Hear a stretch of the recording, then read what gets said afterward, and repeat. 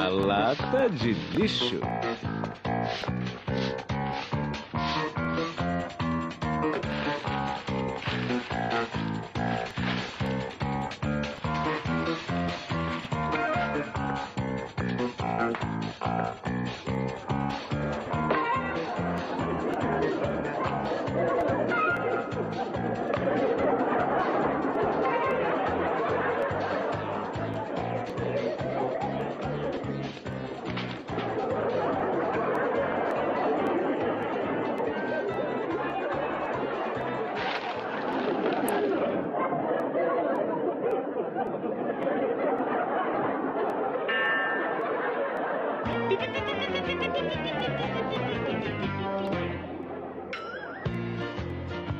É nada menos que o Chaves, interpretado pelo super comediante Chespirito,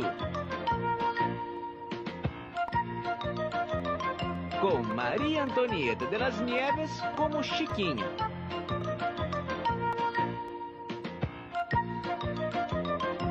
Carlos Villagrán como Kiko, Ramon Valdez como Seu Madruga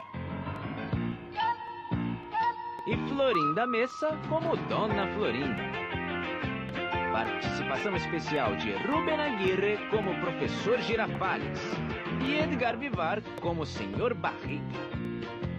E além do Chaves, oferecemos um maravilhoso esquete com o Homem das Mil Caras.